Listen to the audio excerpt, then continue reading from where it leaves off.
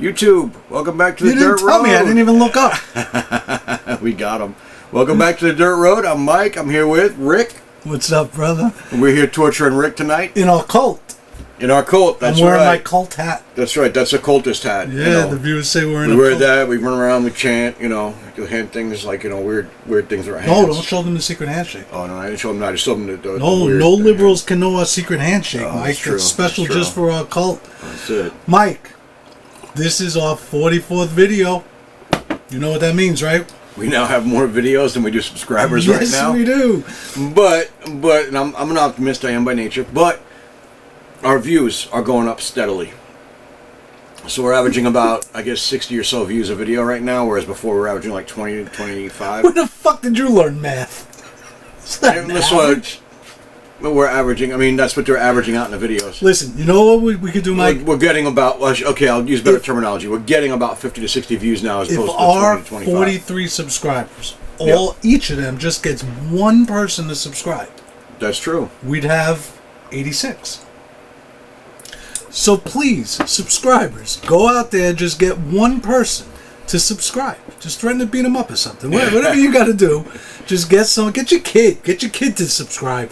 Anybody, just get our subscribership up. It's just an ego thing. We ain't gonna make any money anyway, so No, it's just if you help it helps the algorithm, right? So the more people get and kind of interact with it, the better it gets for us. So we can get it out to more people, so we can actually spread this conversation and actually hopefully start maybe some kind of a trend where people actually come back to the reason again, and we stop the echo chamber crap. And we want to have more subscribers than videos. I'm having fun with the videos, so either way. Me too. You guys are watching consistently, so I'm guessing you're enjoying them too. So, and I hope that's true. If it's not, I hope so too. Let us know. Let us know what you like, what you don't. I will tell you this: we have more viewers than subscribers. So even if just the people who viewed our videos, the 50 or 60, we have a couple that are like in the 700-800s. But yeah, if you watch, subscribe. If you're watching, you're enjoying it, and you come back and you're watching, just subscribe there. You may even have, I don't know, do we have the notification bell thing? We do. We have that? Yeah, turn on, so like, subscribe, hit the bell so that you know whenever we drop a new video, you get that video. We drop a couple a week right now. We work during the day, we do this when we can, so, it's not always consistent. You're so smart with technology. Not at all. You know not about even remotely. Bell? I'm like a half a step above like a grade 8, maybe. Half a step. I'm lying. Anyway, listen, we got Mike. We're filming this on a Saturday. Is this Saturday? No, this is Sunday. Sunday. Oh, that's why I went to church today. That's exactly why you went to church today.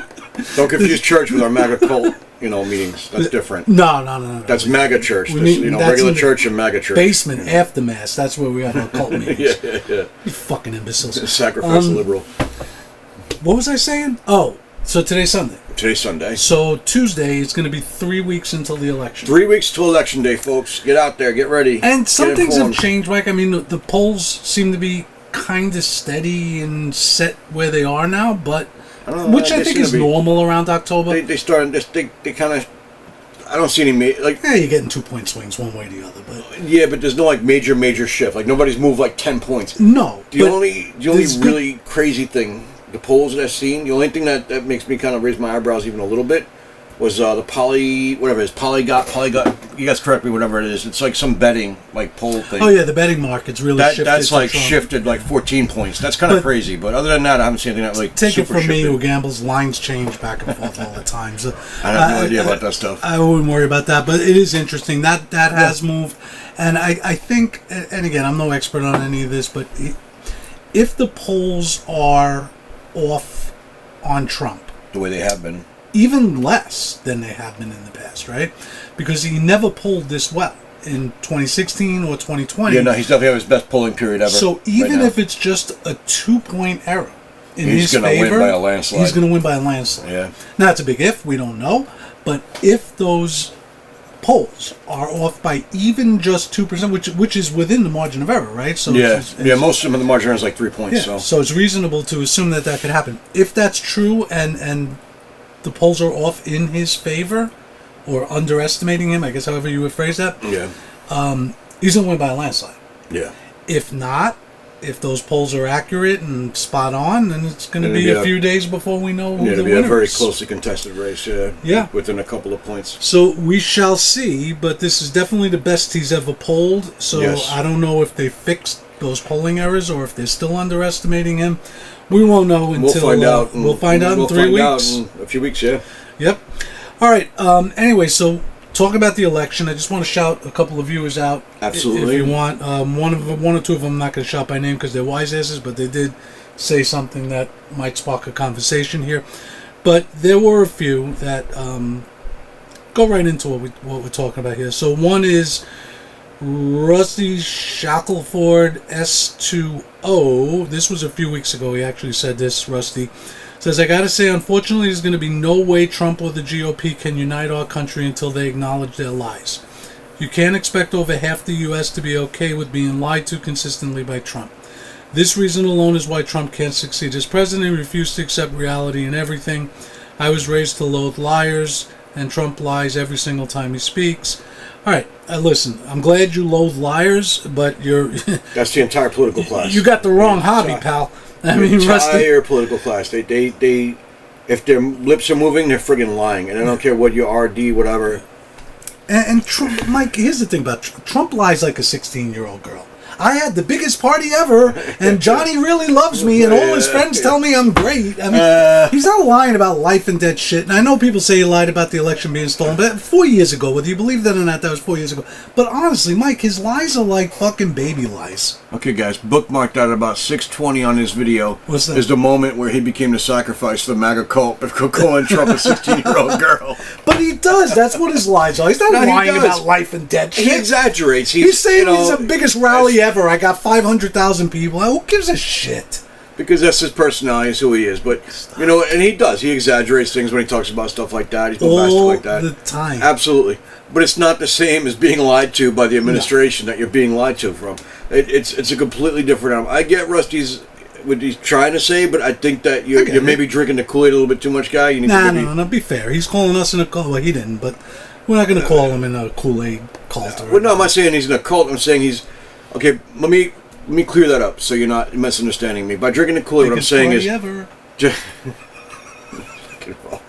But what I'm saying by drinking the Kool-Aid is, you know, you have mainstream media on both sides are lying to you. They are. It's been proven time and again over the last 4 years at the very minimum. They're lying to you. Both, it doesn't matter if it's Fox News, CNN, whatever. They're lying to you. They are lying to you for whatever narrative it is that they're pushing for the agenda-driven wackos in Washington. They're lying to you. And if that's what you're watching and getting information from, that's going to hurt you in the end. Now, it's hard to discern the real information when you got a lot of psychos on different platforms pushing legitimately bizarre and just crazy stuff out there. But there is legitimate reporting and journalism going on. There are people on both sides that are actually trying to be good journalists and get the right information out to the people, the actual real information. Unfortunately, you have to sift through a lot of crap to get to it, but it is there, and you got to kind of work for it. The politicians all lie, and you know, but they all lie. They do. This is what they do for a living. They exaggerate. They lie. Sometimes they're not even really lies. Like especially when it comes to presidents, they promise the world, right? I mean, on a campaign trail. And then when they get into office, they realize that you just can't do. Like everybody says, "Oh, Trump lied; he didn't build the wall."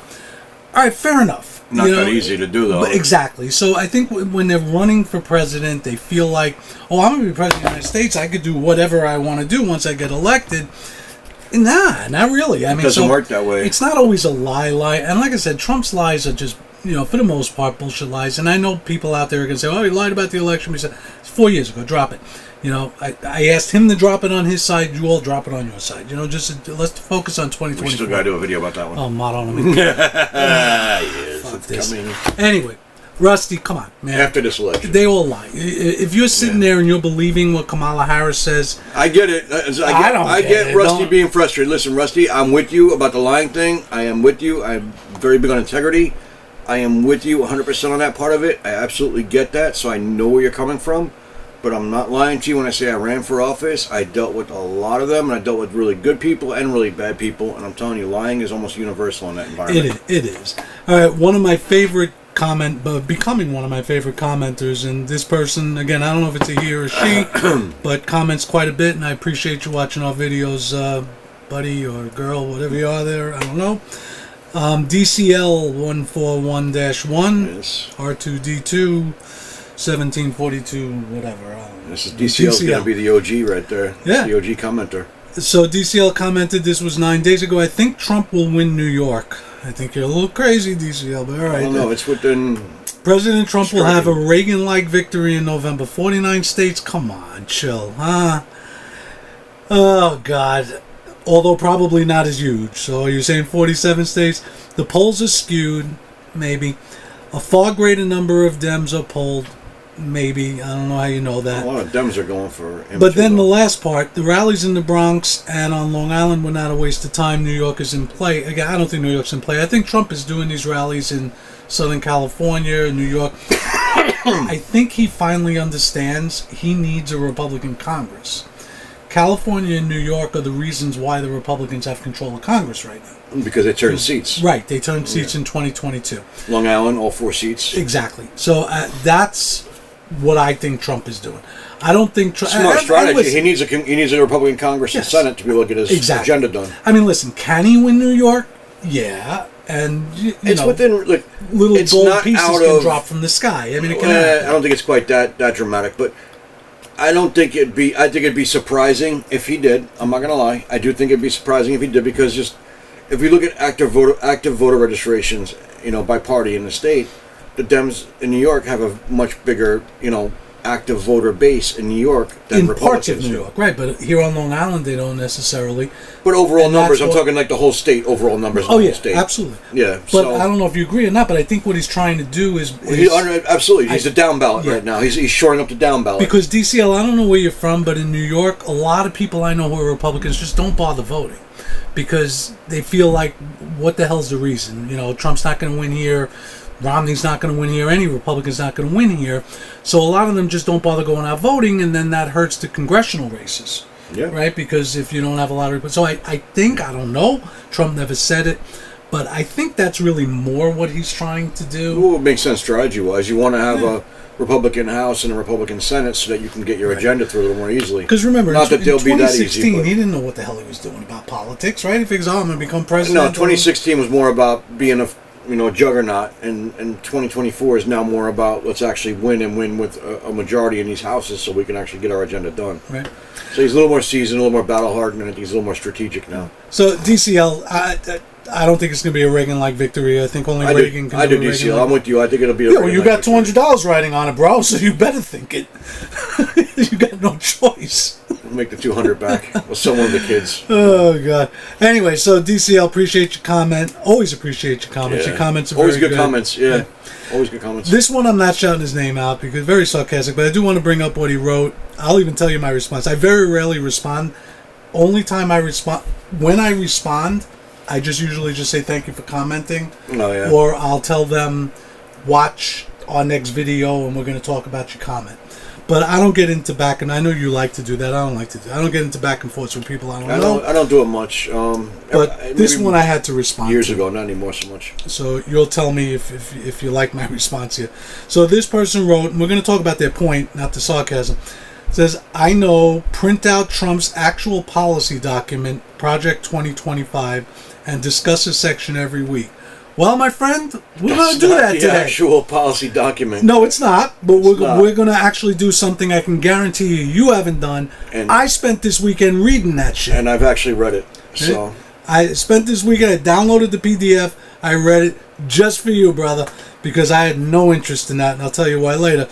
But then here comes the sarcasm. You'll also learn some good stuff. You'll learn that you are eminently qualified to become defense secretary at the White House or physician of the White House for Trump. I don't even know what the hell they're talking about. Apparently saying like we know so much we may as well become defense secretary or whatever. So this was an edited comment, so I had to respond. I said, you edited this and still decided to leave the sarcasm and snark? Even so, I'll show you the respect of reading and going over Project 25. So it was for you, my friend. You know your name. I actually read Project 25, not beginning to end. I ain't gonna lie, that shit was 900 pages of boring crap. Yeah. But I went through it. I wanted to get it's a policy paper. It's the same one you see come out every election cycle. So we're gonna talk about that. So stay tuned. Keep watching. We're gonna bring up Project 2025. We brought out some stuff. This one we already read, and then I think this might have actually been the same person. Give me a second here. Sorry about that. Since Trump wants the U.S. to exit NATO and encourage Russia to do whatever the hell they want to do, put in quotes, he did say that, but, whatever, to any NATO country that doesn't pay enough and says the Ukraine war would end as soon as taken office, of course we know how this would happen. He would stop funds to Ukraine and give all available assistance and intelligence to Russia. The U.S. would no longer be the freedom beacon of the world, and the balance of power would shift towards authoritarian leaders. Seriously, bro? You're not paying attention, are you, big guy? Stop. You're not seeing what's happening around you right now? I mean, seriously. But I don't think you're really paying attention right now. As far as Trump's comments on NATO, you got to remember, again, when Trump came into office, he was a neophyte when it came to without politics, a doubt. Yeah, right? he had no idea. So he did what I think the smart thing is to do. He kept asking why, right? So when people would say, oh, you have to do it this way, why? Why do I have to do it this way? Why do I have to be in NATO? Why do we have to pay for NATO? Why do we have to... It didn't mean he was withdrawing. It didn't mean he was going to end NATO, although I'd have no problem with that because I don't see the use for NATO right now. I think there should be a modern, updated version to deal with, terrorism and things like that, would be my opinion. Yeah, but not running to every regional conflict to create nonsense. But the person here, of course, went back to the old 2016 bullshit that Trump's a Russian operative and all of that sort of stuff. Those tired tropes, man, need to go. Just come on, talk about real policy stuff now. Enough with the nonsense and the tropes. I get it. Your side kind of screwed you guys, and they brought out this hand-selected disaster on two legs they call a candidate. And I get the frustration, but I don't think she's such a bad candidate, Mike. No, she's got a good campaign staff. That doesn't mean she's a good candidate. There's a difference. Well, we'll talk about that a little bit, about her interview on 60 Minutes and everything. But that was a hot listen, mess. I think she's a good candidate only because she has no business even being in a competitive race right now. This, and it's partly Trump's fault, maybe, I don't know, but this race should be so far gone based on the situation in the country over the last 4 years and in the world. These polls shouldn't even be close, man. Donald Trump or any Republican, to be honest with you, should be running away with this. Yeah, but you also have to remember, though, she has a very, very complicit media that helps her on her side. They always do, Mike. Exactly, but that's just it. They always do. So she's getting a big boost from people that if they were legitimately honest and fair, that the real world would be the real world, and he would be running away with it right now. Although I think he is running away with it, I think it is not. Well, we'll see. I think there's a chance. I think there's a chance he'll run away with it electorally. I don't think there's a chance in the popular vote. I just think this country's just too dug in to their own beliefs because just everybody just gets what they want to get. News-wise, everything else. It's kind of related, but like I was thinking about this the other day. I don't know. Well, I do know why, but it had to do with a conversation with one of your nephews. Remember when we were kids? Like, you're a little younger than me, but not much. So I grew up in the 70s. Yeah. Right? To this day, I know the words to almost every big doo-wop song from the 1950s. Yeah. Why? Because I was sitting in the back seat of my parents' car while they were playing it on the oldie station all the time, right? Yep. You watched the same TV shows as your parents. You heard the music they listened to, they heard yours.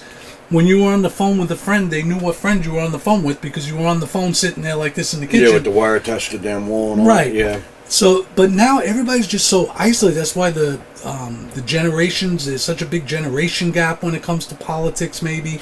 I just think people are just so isolated in their own little world. Oh, without it's doubt. very, very difficult to change minds.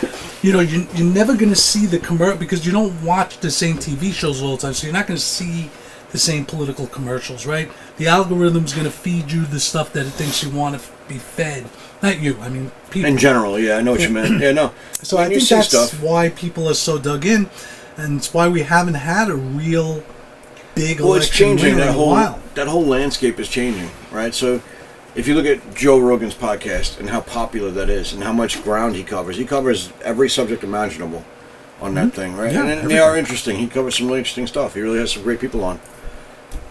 And you look at the popularity of that is definitely where minds are being changed or not changed. Where we used to look at the nightly news and like Tom Brokaw or something like that, now it's Joe Rogan or Dan Bongino or I forget, Call Me Daddy, whatever. Actually, the left is more like, and they had Kamala on, but it's more like sexual stuff on it, I guess. But then Trump goes on Andrew Schultz, right? And that's exactly. So I think it's more the digital creator space now that's actually going to be the one shifting minds or changing opinions. Yeah, but it's still niche, right? It's still, with the exception of Rogan. I mean, Rogan has a mass appeal. I don't think it's niche so much as it is just Yeah, you different. have any friends that watch Who's Your Daddy or whatever the fuck that is? People I know, almost everybody I know watches some version of podcast somewhere. No, I'm saying though, as far as in your right-wing world, right? Your conservative friends, your circle of conservative people. Yeah, I know some people that actually do. One of the that guys really watch Who's Your Daddy or whatever. What is that called? Who's Your Daddy? Call her daddy. Call her daddy. Come on, stop. They do. One of them actually mentioned the show because when we were talking about it on a different group chat, they were actually mentioning the show. Like, I've seen the I show. never heard of it until she went on it, and I heard her. But it's big on the left more so. Yes, than that's on the right. what I'm saying. Yes. But there are people on our side who pay attention across the spectrum. I ain't watching any show called Who's Your Daddy. I'm just not. Call her daddy. I'm a fucking grown man. I'm almost 60. I'm gonna watch Who's Your Daddy. I'm not watching it either, but I'm just saying there are people doing it. But here's the thing. This is the frontier. This is like the media frontier now. This is where minds get changed and where things kind of get, lessons get taught. I was saying I don't think minds do get changed, Mike, because I just don't. I mean, say it all you want. People like us don't watch Who's Your Daddy. No, but I think it's not about me and you so much anymore as the people younger than us. Maybe. I don't know. Yeah, maybe you're right. I mean, I don't know. I don't know too many people younger than us other than your nephews. And they pretty much think like us along most lines anyway. Especially for that generation, I'll tell you, they're pretty... Most of that generation coming up to 20 or somethings or whatever, the ones I've met across the world, I work with a lot of them. I meet a lot of them at my job every day where I travel all over the place during the day. And a lot of them, like it surprises me, honestly, I guess, because I expect it to be more like left-leaning, but a lot of them are much more right-leaning. Yeah, well, we talked about that poll a couple of episodes. Remember we said the 20 it's becoming like very, very obvious to me, which I didn't notice it before, I guess. Maybe that episode kind of put it in my vision, my field of view. But it seems like it's more and more and more every day. But maybe. Like things shift, right? Things shift, and we'll see what happens. But I think he wins both. I think he wins popular and electoral. One of the things that is shifting, there was a couple of great articles in the Times today, actually on the front page, about Trump's appeal with black voters. And again, let's not blow it out of proportion. We're talking about 15%. But compared to the 7-8% Donald Trump and most Republicans get from the black vote, that's almost double. I think it'll be higher than that even when the final tally comes in. I highly doubt it, but even if it's... Mike, if he sniffs 15%, he wins easily of the black vote. He wins the election easily if it's evenly distributed, right? We're talking about 15% in Philadelphia, Milwaukee, Detroit, those swing states. He doesn't have to win 30% of the black vote. That would be, again, 15%, which I don't think it's going to be that high, but who the hell knows? But if it is...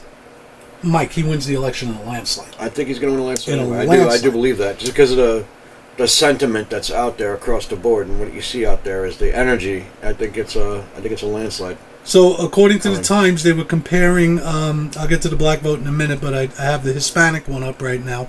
Okay. So, George W. Bush did very well with Hispanics. I don't know if you remember, but he spoke Spanish fluently.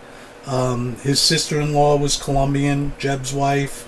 And the Bushes, very popular in the Hispanic community. But he was an outlier. Most Republicans have not done very well with Hispanics. Yeah. So in 2016, Trump got 28% of the Hispanic vote. In 2020, he increased that to 36%. And at the moment, he increased it to 37%, which is statistically nothing. But here's the big difference. Hillary got 68% of the Hispanic vote, Biden 62%, and right now Kamala Harris is polling at 56%. So not a significant increase from the last election to this one for Trump, big increase from 2016 to now, but Hispanic voters seem to be rejecting the Democratic Party. Well, they're moving right. Yeah. Well, at least they're leaving the Democratic Party. Like I said, they're not. It's not to say they're moving right to they're moving to the far right, but they're moving back toward right, from left to center back to center, or moving maybe right to center. Right, exactly. So they're moving to the center, but they're moving away from. I don't even know. I'm going to say this here. I don't think there's so much moving as the Democrat Party just went so far left. They left a lot of people behind. And that's what I got out of this. That's what I think. Because Trump got 36% in 2020 of the Hispanic vote. He's polling at 37% now. That's not a significant increase. But Biden got 62% of the vote from Hispanics, and Kamala's polling at only 56%. That is a significant drop. Yeah. So there does seem to be a shift. She's not likable. The article, I don't know if that's all there is to it. I think there's more to it than... There's a lot more to it than that, but she's just... Because very unlikable Hillary Clinton got 6% more than Biden did.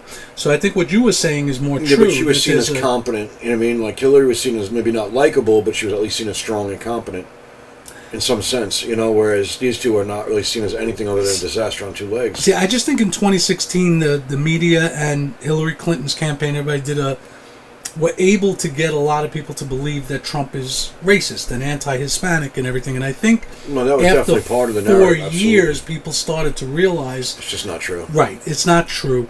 And in the article, they go into how a majority of Hispanics also want mass deportation. But yeah, because also they came want here the border closed. Because they worked their ass off to get their citizenship. Listen, it's not easy to become a citizen here. It's hard. And they worked their asses off for it, and they earned that right, and they're proud of it, rightfully so.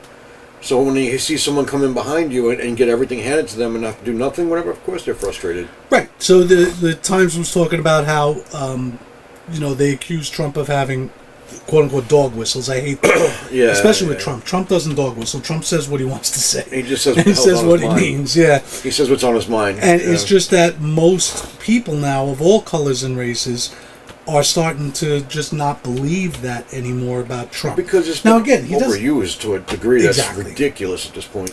But also, remember, he had 4 years as president, so we know... You can look to his presidency and see he was not a tyrant. He didn't become a dictator. He didn't try and do anything other than fix things and put them back to where they should be so things actually work for the people. So 20% of black voters say that people offended by Mr. Trump take him too seriously. So they're saying... Don't take so seriously what he says about, He speaks off the cuff, and he can be pretty crass at times, but he's basically just speaking his mind. You're getting raw, unedited, his thoughts. He's not, the career politician who's polished himself to such a degree that he knows exactly what, words to use. And 40% of Hispanic voters said the same thing. That's not people who are offended offended take him more seriously. And I think that's probably a more accurate poll in those groups of his support than any other. Maybe. That right there is probably a more accurate poll. We'll see. We'll see in 3 weeks. Also, in this same article, it's the economy. That the economy affects everybody equally, right? Whether you're black, white, single, married, gay, straight, immigrant, native. You go to a grocery store, you got to pay the fucking bill.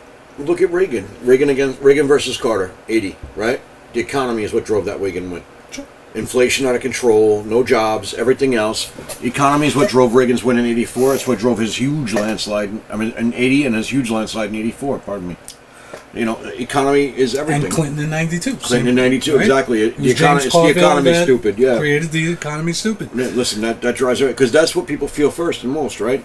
If you, especially talking about the middle class, they feel that. There's no buffer for the middle class, right? Absolutely. They're living right at the edge of that. And you don't need a political commercial.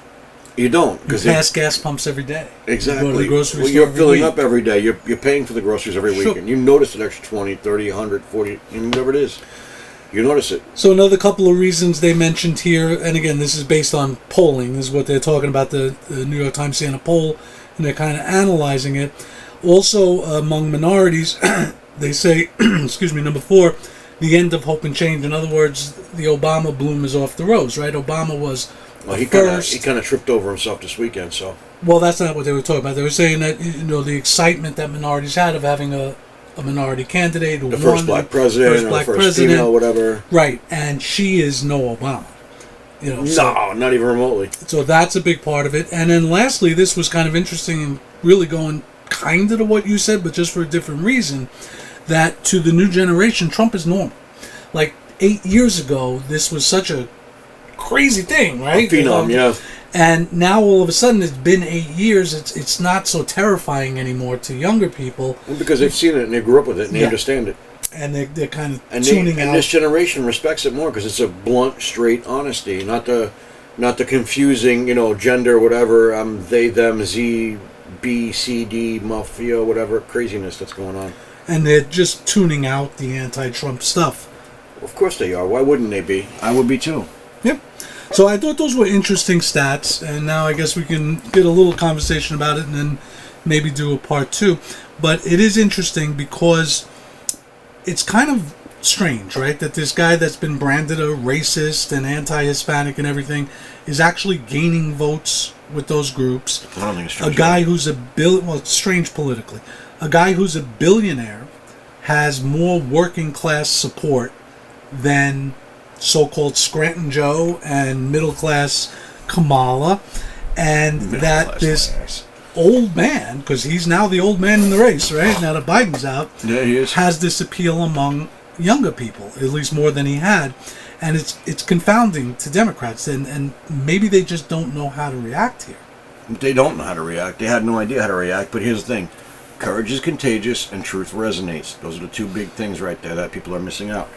So, I think that people are fed up. They're fed up with being lied to. They're fed up with the nonsense. They're fed up with having the rug pulled out from under them every time they think they're starting to get ahead. Now here comes some other bullshit with the government. The people are fed up. They're just fed up. And I think he's the change candidate. Obama ran on being the hope and change candidate and then gave him a whole bunch of the same. Right? Nothing changed much, and the hope definitely was not there. But, Trump actually did what he said he was going to do for the most part in his first administration. Did he miss the mark on things? Absolutely. But he tried his best to actually do those things, and he doesn't pull punches. He just speaks his mind. Whether or not he's right or not, he speaks his mind, and he speaks it honestly. So that resonates with people. And it does resonate with people. But I think the question I'm asking you, Mike, is more specifically, we're seeing it, even if it's only 15%, that's a phenomenal number for a Republican to get in the black community. That no Republican, I think, since Nixon has ever come close to that. Because they're feeling it as much as anybody else does. Like, I don't understand how these polls don't take into account, polls are weird to me. Like, you these snapshots in time, and you're like, well, the black community, okay, you polled some people in the black community. Did you think they weren't going to feel the economy the same as the white community? Like, is there some kind of difference there? Like, it doesn't work the same? It does. They're people. They got to feed their kids. They got to pay their car payment. They got to pay their mortgage payment. They got to go to work. All right, I got you. I understand that. But, in 2001, right, the economy was in 2000 rather. The economy was in recession. The dot-com bubble. Yeah, black people did not vote for Bush. In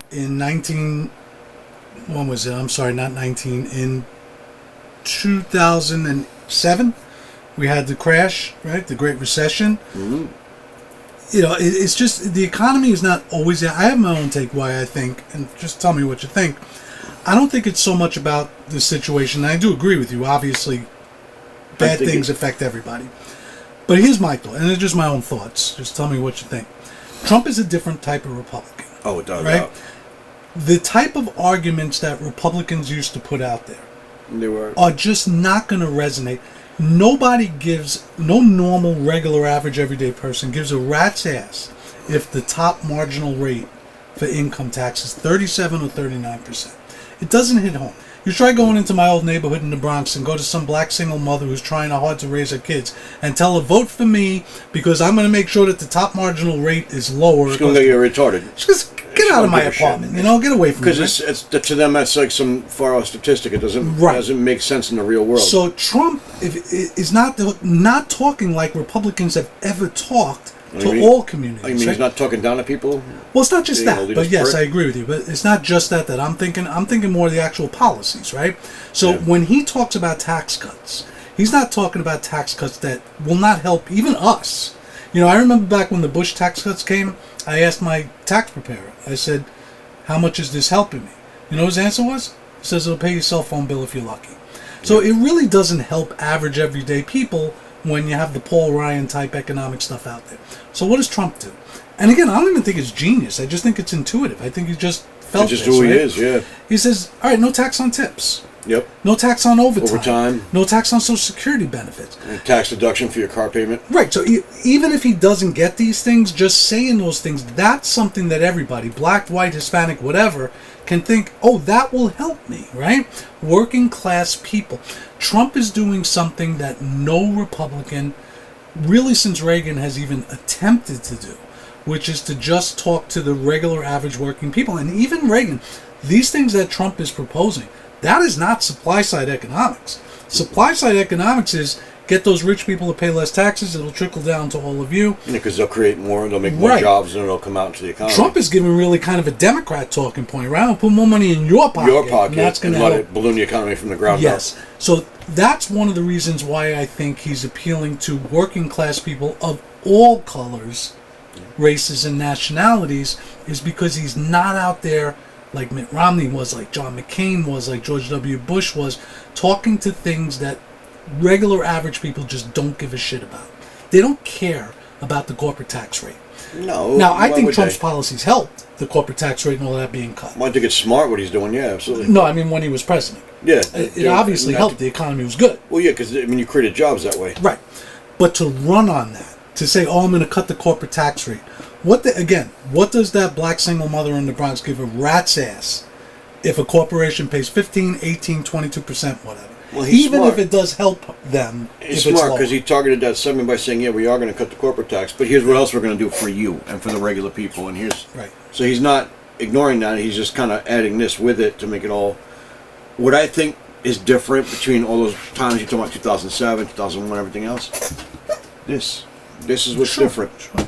So as isolated as people might be physically, and they are isolated more physically than they used to be probably, they're much more connected to each other and all over the world, realistically, through, Discord and X and Facebook and Truth and whatever other, WhatsApp, whatever other social media you could imagine.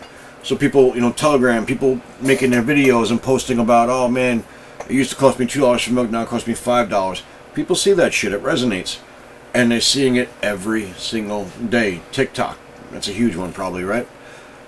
And when you go through those and you see those things, even when you get to the non-political stuff or whatever, it still kind of bleeds in. And I think that resonates with people. And I think that's where a lot of that support is probably coming from, because a lot of people in those communities are they're tired of being lied to. And they have been for a very long time, right? I mean, you had both sides basically selling them a lot of shit and then shitting all over their communities. And that's the reality of it.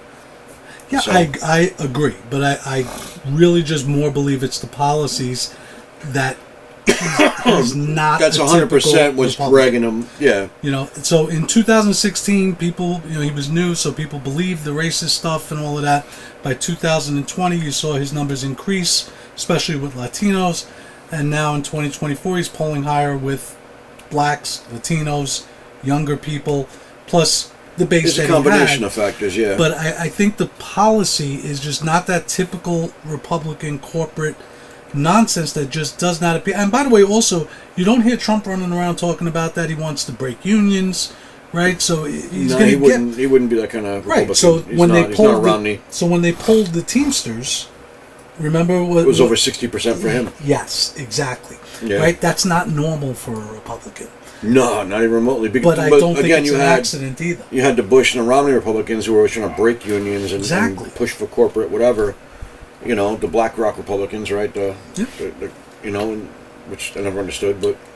Now, the one mistake, Mike, I do think Trump is making, and this is just on a different topic, is nothing to do with minority voters. I think he's doing brilliant with that. So this Project 2025 thing, right? A couple of our posters brought it up. A couple of our viewers rather posted and brought it up. Yeah, it's So he ran from that. It's policy paper. Yeah, it is. But Mike, he ran from that, and I think. Well, no, he didn't run from that. What happened? He did. Well, no, he didn't. Just he disowned it. But we got it. No, be accurate.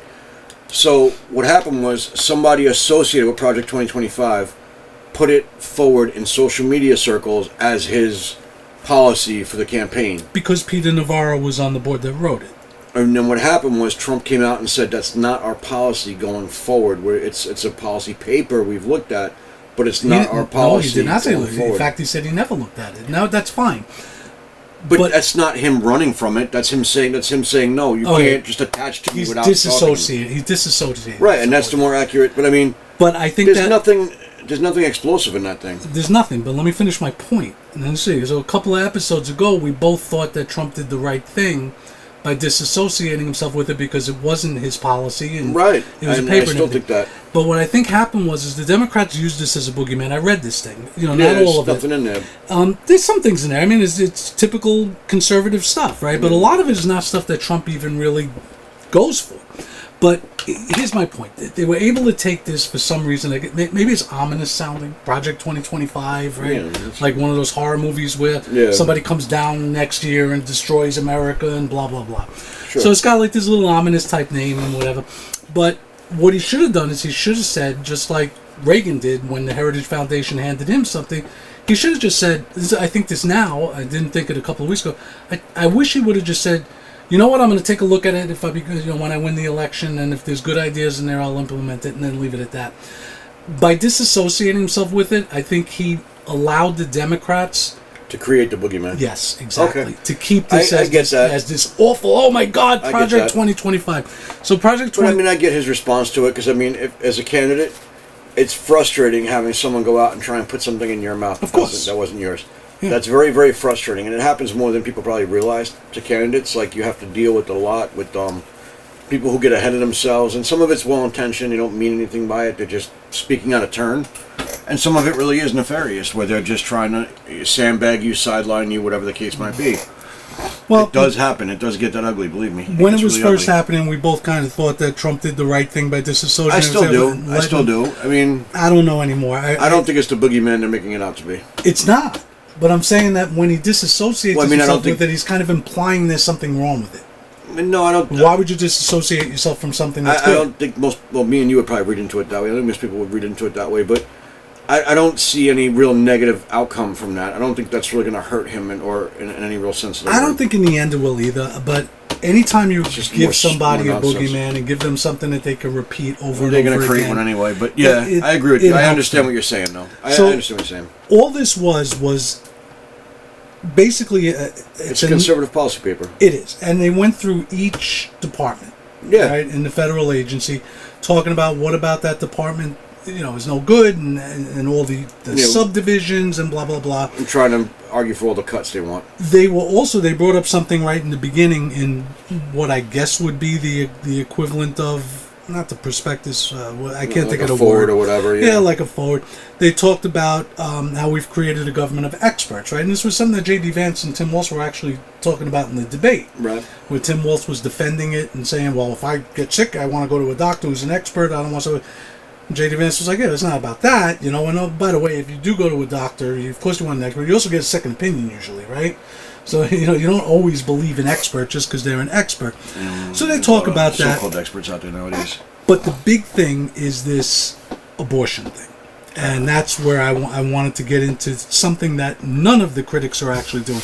Mike, I went on Senator Pat Murray's website. Okay. I went on a bunch of pro-abortion websites, all talking about this, and they all brought up the same thing, that Project 2025 is going to create a database where they're going to keep track of everybody who has an abortion and all of that sort of stuff, right? It's nonsense. Mike, it'd be a HIPAA violation. No, it's actually not. I mean, unless they use the actual... Oh, you mean if they use the actual person's... If they create a database of people's information like that. But there is a database already. The CDC has a database on abortion already where they get statistics. That's what they're supposed to do, right? Well, that's different. And the amount being had, maybe by race or whatever, right. breakdown, age group, whatever, but not by individual name or whatever. So according to the Heritage Foundation, it's pretty... It's just not effective because states are not mandated to provide this data. So there are a handful of states, California, New Hampshire, a couple other states, that won't give the CDC the data. Now, it's kind of interesting because as a conservative, you would think the Heritage Foundation would be okay with states making their own calls on that, right? They should be, yeah, states' rights. But that database is already there. What Project 2025 is saying is that they have to make it more efficient so that this information can be out there, because this is where the hypocrisy is. We always hear from the left that abortion is quote-unquote healthcare, right? It's not. But if it is, if they're right, if they truly believe that, it's the CDC's job to collect data. So they just leave all of that out. They just got this boogeyman, and that's why I said I think Trump would have been better off not disassociating himself with it, because now this thing is just growing. And listen, our side does this too with the 1619 Project and Saul Alinsky's book. We had, remember people saying Obama read that book, Rules for Radicals. I have a copy upstairs. Right. And he uses that to make his policy. So both sides do that.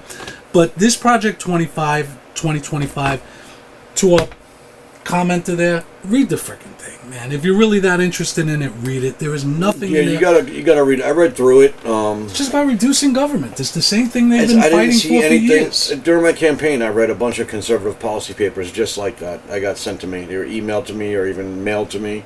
I actually had a couple of pretty sizable booklet once sent by the Heritage Foundation during my I primary. would imagine. Sent to me, and I read through them. That's about exactly what I saw from those. That's exactly what And that Mike, is. It's not uncommon. I would assume left-wing think tanks are publishing what they would hope President Harris would do. Yeah, I mean, like, if you look at my candidacy, right? Like, as much as I like to think it was a great candidacy, I did a really good job. Absolutely not. I worked hard. My volunteers were freaking amazing, But realistically, I was one of 3 in a primary in a district in New York, right? I wasn't like a presidential candidate or any kind of like big-name candidate. And they still took the time to send this to me. And it wasn't just one. It was multiple different ones that sent this stuff out to me. So it tells you kind of how hard they push this stuff. Of course. So, I don't think it's anything nefarious. It's obviously not anything nefarious. I read it. I know it's not nefarious. But it's not uncommon. And the left does do that. Yeah, absolutely. Yep. Absolutely. The left does and do like that. I said, they have their own think tanks. They push their own agenda stuff. Of course they do. They have to. I mean, that's what they do. This is how policy gets driven, right? This is a different version of lobbying. That's all it is. It's a different version of lobbying. I mean, that's a good analogy, right? It's lobbying without the money. That's exactly what it is. It's just, here's what we created over the last few years of our research. And here's what we think. Here's what we think should happen. Here's what we think would happen if you did this. But in real life, who cares what the Heritage Foundation thinks? Who cares what the Cato Institute says? These people, they're fine. Some of them are academics, some of them politicians. They create these things. This is what they hope for in the new presidency. I just think the Democrats did a good job of making it sound like this ominous, oh my God, Project 2025. Well, they've had a lot of practice, right? They've been doing it for, a long time. I mean, we've seen it at untold levels in the last 8 years or so. But they've been at this game a long time. Both sides have, really, about framing a narrative and whatever they call it, right? That's exactly what it is. So, I mean, it's been around a long time, and this is just kind of Trump's a phenom, and he's a juggernaut, so it forces them to be even more, proactive almost, or even more, intense about what they're doing. So you're just seeing you're seeing the man behind the curtain more and more and more while they're doing this stuff. So you're starting to see more and more and more the framework of how they actually build these narratives and push them out on you. But I can guarantee you all one thing: Trump did not read this, and if he becomes president, his advice. And by the way, in there also they talk about how, Trump was pretty much screwed over by his own people by putting these people in power. Like Reince Priebus, they didn't mention him by name, but his first chief of staff. And it's all about the power. One thing I didn't like about it, Mike, though, to be honest with you, is they seem to be pushing for, what's usually called a unitary executive, president having total control over the executive branch. I get it. I get the reason why, because you want a president to be able to implement his policies. Yeah. But they seem to be arguing for a more powerful president, which to me is just not a good conservative idea. It definitely leaned that way. There was some language in it. I think to me, conservatism is about less powerful government. Yeah, it's power back to the people, where it should be. The voting bloc should have the power, more or less. You should be able to vote what you want to see happen and all that. But and instead of worrying about the executive being able to implement policy through the agencies, I think as a conservative, I'm more worried about those agencies having power that Congress should have. Right. All the power in these agencies should be stripped away and brought back into Congress. You know what it is with the agency, with groups like the Heritage Foundation, these think tanks, the problem with them is these are a lot of very smart people on both sides that get together and think about how do we implement this policy, how do we get this, this wish list that we want done. And their only thought process is, how do we get it done? It's not about whether we should or not, or whether we should give this person that kind of power, or even what kind of precedent they're going to set by giving that executive that much power. It's just about how to get the policy through. So there's a lot of kind of like a narrow mind, like a narrow vision, or a narrow focus on this stuff, and you don't look at the implications either down the road or even in the immediate future with this stuff. So sure. And that should be injected into this stuff. That's why these are just policy papers and they're not like the end-all, be-all. No, they're actually nothing. This is the first time, to my recollection, that I don't remember them ever being. I don't remember being an issue before. No. Like, there are literally thousands of these things from different groups. I got them from groups advocating for all kinds of things. You wouldn't even believe. I got tons and tons of them. The majority of them were emailed to me. I did get some paper ones, like I said.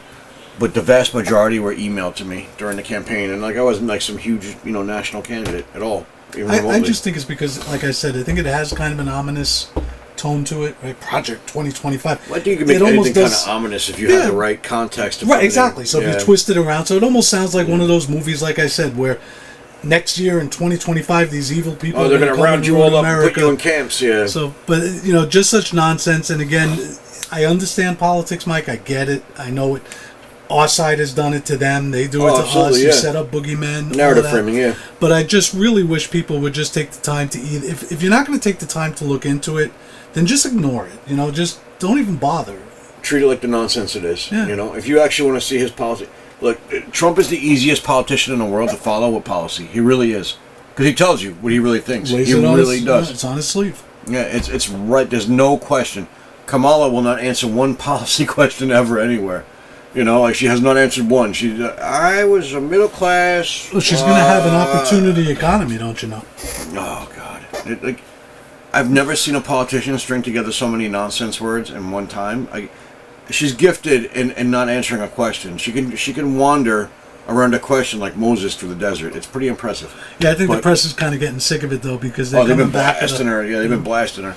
And that's why I think she went on 60 Minutes. I know they had that thing with the editing and everything, but at least she went on a real program. And he kind of challenged her. She still didn't answer, and it was I didn't think an interview was.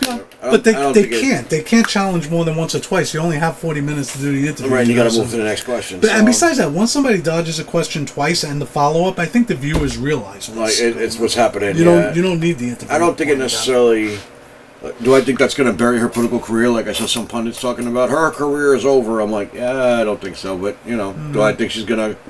It's gonna hurt her to that degree? No. Does it hurt her? Probably a little bit. I think not to the degree where her political career is completely over. No, it's not. But and even if she loses the race, I don't know that her political career is over. I wouldn't think She's so. Still fairly young, but I think it is hurting her, Mike.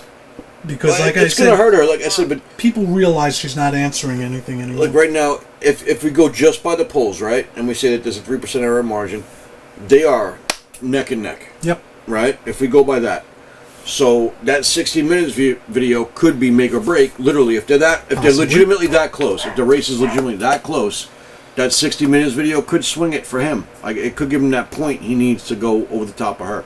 Now, you do know, did you see that they edited out the word salad answer she gave? Yeah, I saw that, and there's a lot of controversy behind it because it come back to editorial versus moral. Is it okay to? Yeah, but the same network showed the The same network showed the word salad answer as the tease. That's what's so weird. That's why I don't know if there was. That's why I don't know if it was like an evil thing that they were editing out to save her, because the actual answer was already out there. It was out on Face the Nation when they were doing the tease for the 60 Minutes episode at night. So I didn't know that. Yeah, her word salad answer was literally the tease. That sounds like... that's how everybody noticed that they edited it out. Nobody would have ever known. Okay, that was the clue. So it sounds like somebody at the top got nervous because that got out, and they were like, "Oh God, no, we can't have that," and then it got shut down after the fact. Yeah, but that was so stupid because everybody's already seen it. Yeah, because you're closing the barn door after the horse already got out. So exactly, yeah, it makes it look worse. Look, the cover up is always worse than the crime. And we know a lot about barns. We do. We keep ours shut so the horse don't get out. Anyway, we also keep it shut to keep Tim Walz away from the horse. It is. He does the horses. Oh God. It is very difficult to predict this. This is not one of those elections. I'm starting to feel like Trump's gaining momentum back. I think he lost it for a little while once Harris, when she first became... She had a little honeymoon period there. I think she had the honeymoon period. Significant difference. I think there was, because I think people... look, she looks so much better than she actually is because she was being compared to Biden. Well, yeah, no, she could definitely shine brighter than he could. She made her shine that much brighter. But I do. But she eroded that very quickly with the just a not. Had she been able to come out and even give at least a few policies and speak articulately about a few different policies, basic policies, she'd probably be doing far better in the polls right now. Maybe so. I mean, like I said, I did for a while think she, and I think she was running a very good campaign. I think it was a good campaign. I think it's starting to change now a little bit.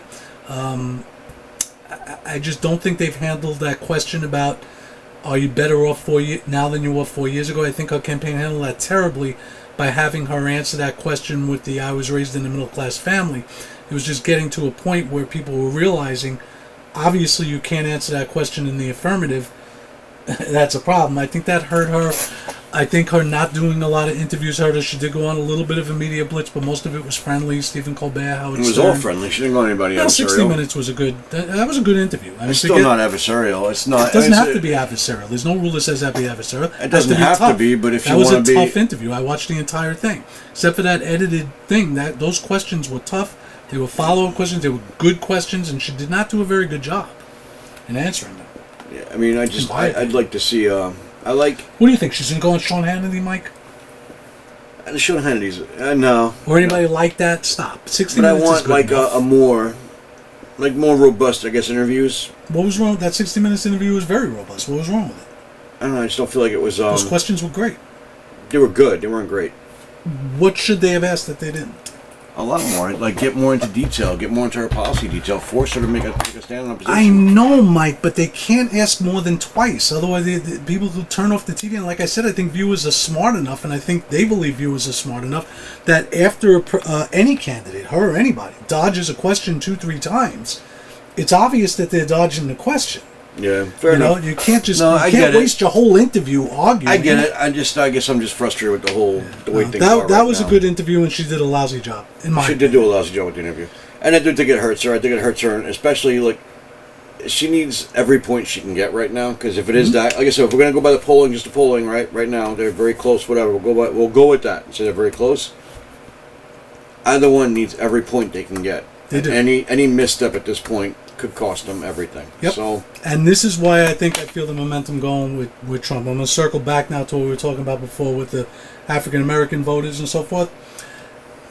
I don't know. Polls, like you always say, they're whatever. Snapshot in time. So whether that poll is right or wrong, Trump is gaining support in the black community, and the way I know why, the reason I know why is because Obama was out chastising black men for not voting Kamala. Correct.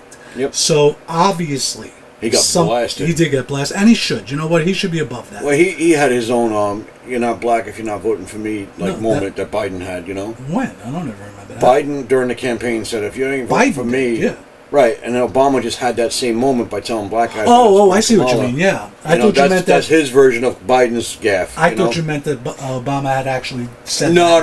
It's just his Biden. It's like his gaffe for that. But I think that does show idea. Because if those internal polls, because Obama obviously is going to have access to the internal polls, so obviously the internal polls are showing a shift in the black community. And again, if Trump even sniffs 15%, the election's over.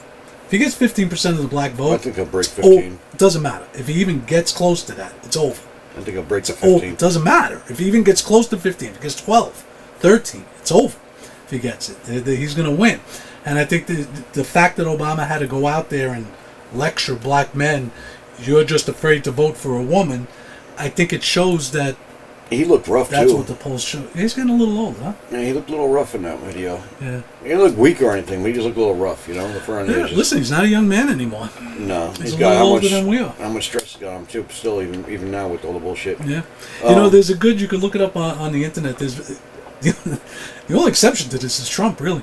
You see before and after shots, pictures. Yeah. Oh, my God. Like, you see how much they age in just those 4 or 8 years. But Trump really didn't. I mean, he came out kind of looking the same as he did when he went in. Oops. That guy thrives on that kind of shit, though. But I think the momentum is, again, I do believe the polls are close, but I think the momentum, I think he's got the momentum right now. And I think that the Obama chastising of black men, I think kind of shows it. If we're talking about what hurt her over the weekend, I think the Obama comment hurt her way more than her 60 Minutes interview. Maybe. If I'm being honest. But I think it shows that they're worried. Oh, they're definitely worried. If you had to. They got Clinton coming out to campaign for her now. Not Hillary because she's a disaster, but Bill. He's a good campaigner. He is a good campaigner. Listen, you guys were, but so is Obama, right? Sure. And Obama freaking stumbled pretty hard this weekend on that, and I think Bill could help her gain a point. He said exactly what he wanted to say. Yeah, but that was a stumble because that was the worst thing he could have said. He pissed off that community badly. Yeah, well, and also he's admitting that there's a problem. Right? Well, they know there's a problem, without a doubt. Their internal polling has to be disastrous. I agree, and I'm basing it on that. It's got to be like huge gaps, like double-digit gaps in the polling if they're that worried. And that's why it's not just because I'm in the cult, but I do believe that he's. I think the momentum's at his. I think the wind is at his back right now. But anyway, we're up to an hour here, Mike. 3 weeks till the election. We don't want to 3 keep talking weeks. until then. We can do that. All right, guys. So here's what you're going to do. You're going to get in those comments. Let us know what you think, what you feel, what you see, what's going on, everything like that. We want to hear your thoughts, comments, everything else, all right? Just please be respectful, and we'll talk about it. And I want you to like, subscribe, share these videos out. Let's spread this out so we can have that bigger conversation and start getting it really going. And if you're in the cult, remember the meeting place has changed. It'll be at the farm this time. Don't show them the secret handshake. And go read Project 2025 if you're really interested. It's the most boring shit you'll ever read in your life. Just skim it. Look, all you gotta do is break it out, just skim it, and you'll see exactly what it is. I spent a few hours actually reading it, and it is boring. But if you want to complain about it, read it. It's policy paper. Well, don't complain about it. It's nothing. When you hear them talking about white papers, this is what they're talking about. Pretty much, yeah. Not very interesting. No. But, if you're into policy and stuff, it is. But for most people, it'd be kind of boring. But anyway, like, subscribe, comment, hit that bell so you know when we drop a new video. And we will see you guys on the next one. And please, if you're a subscriber, just get one person in your family or friend, somebody else to subscribe. Let's get those numbers up so we can start getting these videos into the algorithm. Help us grow the channel. Good night, guys. Thank you very much. We'll see you on the next one.